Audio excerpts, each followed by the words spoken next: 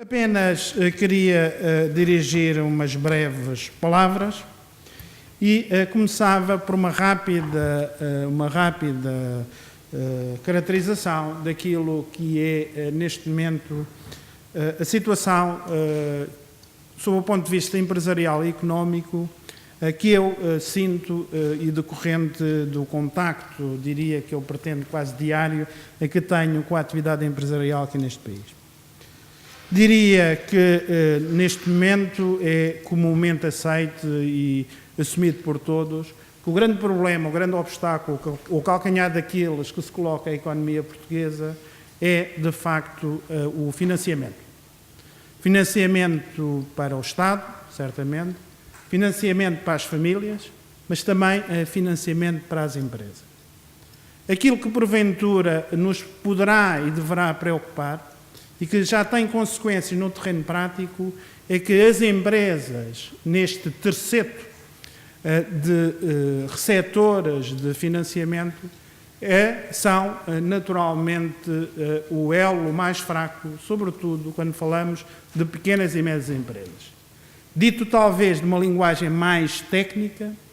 as empresas são potencialmente mais afetadas com fenómenos de crowding out, ou seja, da absorção excessiva dos meios de financiamento da economia portuguesa por parte de uma destas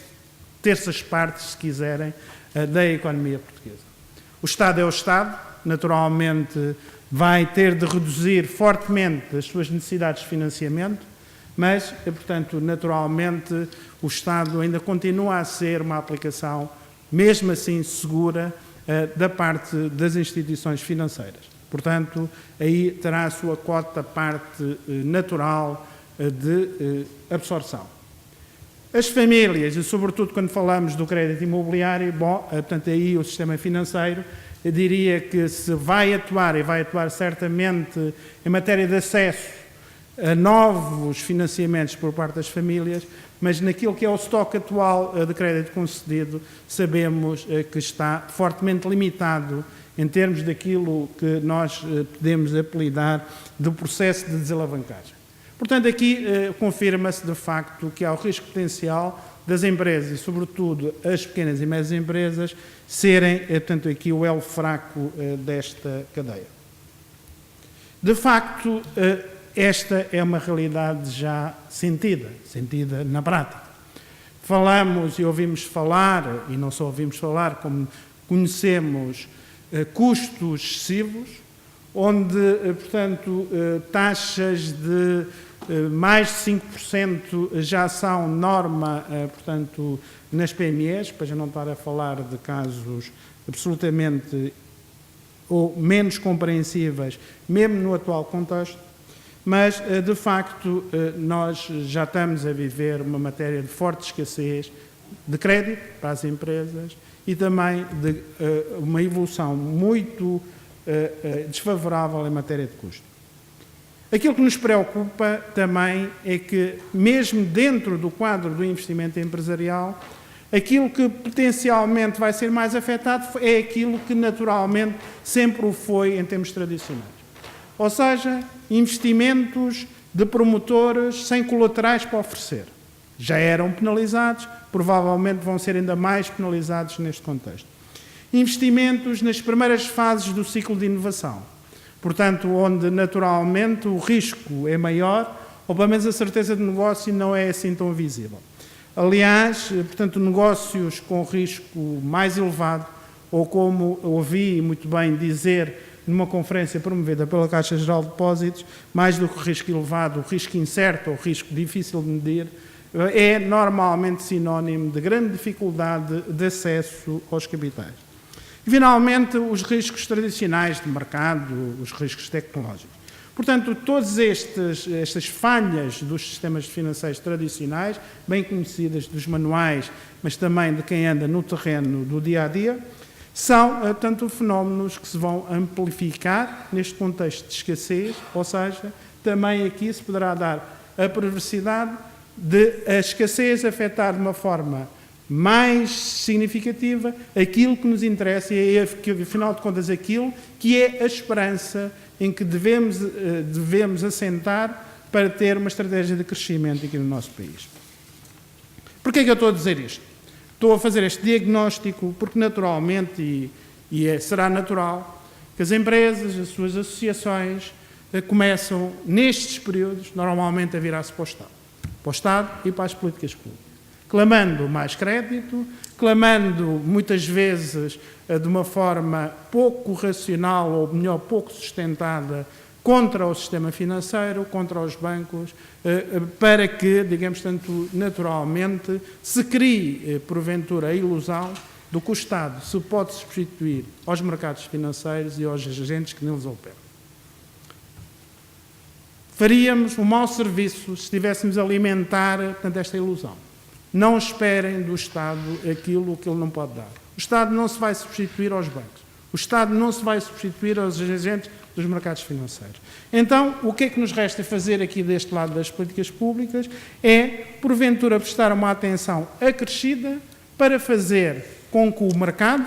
funcione um bocado melhor, funcione de uma forma mais racional e funcione, sobretudo, de uma forma mais ajustada às necessidades de crescimento da economia. E como muito bem já se disse aqui, pelo menos em mais do que uma intervenção, crescimento quer dizer novos protagonistas, crescimento quer dizer novas ideias de negócio, crescimento, naturalmente, quer dizer nós apostamos mais na tecnologia e, portanto, nos novos potenciais de desenvolvimento. Aqui, naturalmente, temos várias áreas de intervenção. O IAPMEI, como agência pública preocupada com esta matéria do financiamento, com o seu presidente e com o resto da equipa, temos sabido procurar, ao longo dos tempos, encontrar soluções criativas, smart solutions, para um smart growth, de facto, para que os mercados funcionem melhor. Atuamos a nível do financiamento, do capital alheio, portanto, onde, portanto, a atividade continua, portanto, e as soluções, porventura, precisam de ser aqui e acolá renovadas e melhoradas, mas que globalmente se têm materializado nas linhas PME Invest.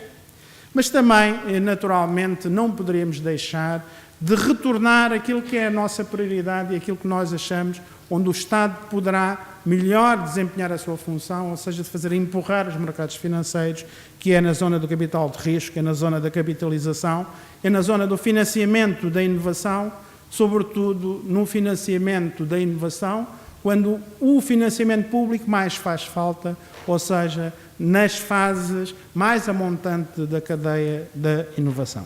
E foi isso que também fizemos no quadro do CREN, no quadro do Compete. Mais uma vez, fizemos não sentados à volta apenas das pessoas com quem mais diretamente lidamos, mas fizemos ouvindo e escutando, conhecendo aquilo que lá fora se faz, mas estava a dizer, ouvindo e trabalhando quase que em grupo de trabalho com os agentes no terreno. Foi assim que desenhamos, portanto, um mecanismo de capitalização de fundos de capital de risco, com um particular enfoque em áreas como o SEED, o pré-SEED e as startups, naturais prioridades para a alocação de dinheiros públicos, mas também criamos, portanto, em conjunto, e posso dizer com muito gosto, que fiz parte desse conjunto, se quiserem, deste tripé, entre a agência pública, nós próprios e, sobretudo, com a FNABA e com os Business Angels que estavam no terreno. Criamos, portanto, esta iniciativa do financiamento da Business Angels, da criação do fundo com investimento, e isto passou, naturalmente, a ser, portanto, uma das iniciativas, não pela sua dimensão, porque ela, de facto, não, os 20 milhões de euros que nós alocamos, portanto, a este fundo com investimento, naturalmente, não tem grande expressão financeira. Mas em termos de simbólico, em termos daquilo que é a nossa capacidade também de arriscar, que também é requerida às políticas públicas, representa, de facto, uma iniciativa uma experiência na qual nós estamos fortemente empenhados precisamente para avaliar a nossa capacidade de, no terreno, podermos ser úteis para disponibilizar meios financeiros a quem não tem acesso a eles e, sobretudo, quando ele mais necessita e quando faz toda a diferença. Naturalmente, não são grandes meios financeiros, não estamos aqui a falar de grandes projetos, mas estamos aqui a falar, porventura, de projetos que podem fazer toda a diferença entre uma economia que vai ter potencial de crescimento e entre uma economia que, de facto, está bloqueada em matéria de estratégias de crescimento. Sabemos que temos agora duas tarefas. Os projetos estão aprovados do lado do Compete, portanto, mas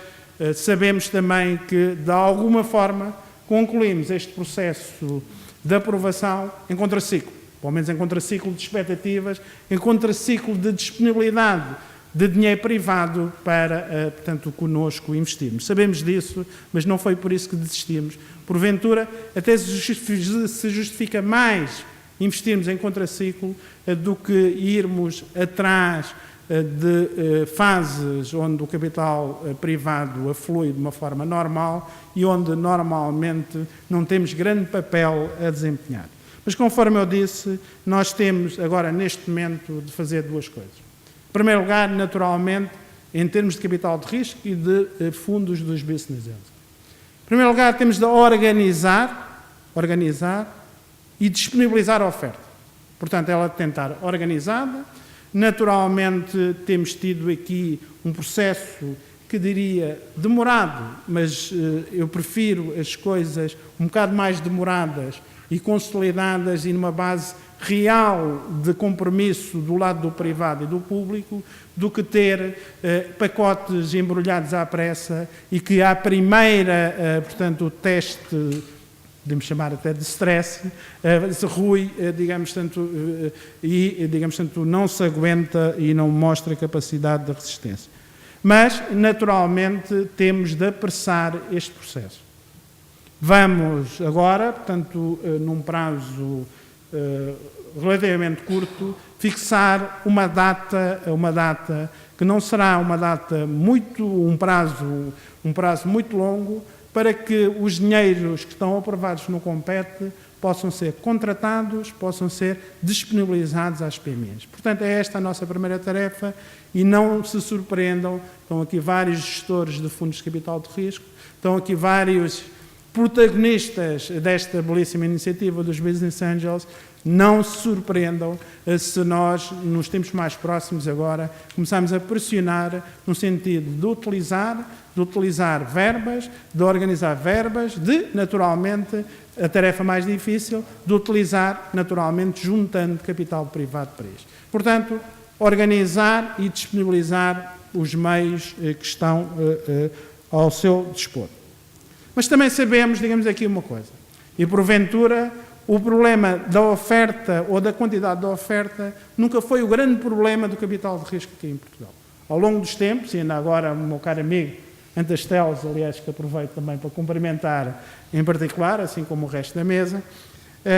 também referiu, digamos, tanto que o problema da disponibilidade de capital não foi um problema fundamental para a evolução e o desenvolvimento de capital de risco aqui em Portugal. Aliás, diz-me aqui a experiência que nós, os gestores das políticas públicas, temos uma dificuldade, e discuto isto muitas vezes quando estou com os meus colegas europeus, temos uma dificuldade acrescida, ou sempre, costumo dizer em jeito de brincadeira, temos de ser melhores gestoras, porque é relativamente fácil desenvolver políticas públicas quando as procuras são sofisticadas, quando as procuras são qualificadas e sucede as economias mais avançadas. Nós aqui, para além de disponibilizar e organizar a oferta, temos de mobilizar, temos de esclarecer, temos de suscitar procura, digamos, tanto para a nossa oferta, neste caso recursos financeiros, mas isto também se passa com os programas de apoio. Portanto, logo a seguir, ou em simultâneo, naturalmente toda a função de promoção, e aqui as políticas públicas também devem intervir, não só no sentido de impor contratualmente este tipo de condições, mas de ser parceiro, portanto, aliás, como o IAPMAI foi exemplarmente conduziu a campanha de disseminação da procura com as plataformas Finicia, portanto, é disso que se trata, é de suscitar e de organizar a procura. Naturalmente, aguardamos com a tranquilidade de quem é gestor de políticas públicas, novas orientações ou orientações, naturalmente, do novo governo. É isso que nos compete fazer e é isso que estamos, neste momento, a aguardar. Mas por aquilo que já tivemos a oportunidade de ver, portanto, no programa do Governo, por aquilo que é, de facto, uma plataforma de entendimento muito alargada na sociedade portuguesa quanto às necessidades e as medidas para apoiar o crescimento económico aqui em Portugal, estou convicto que esta agenda, independentemente de sofrer as legítimas alterações que se possam produzir, naturalmente é uma agenda de trabalhos que vamos continuar a ter, ou melhor, que alguém tem de continuar a fazer, certamente. Muito obrigado.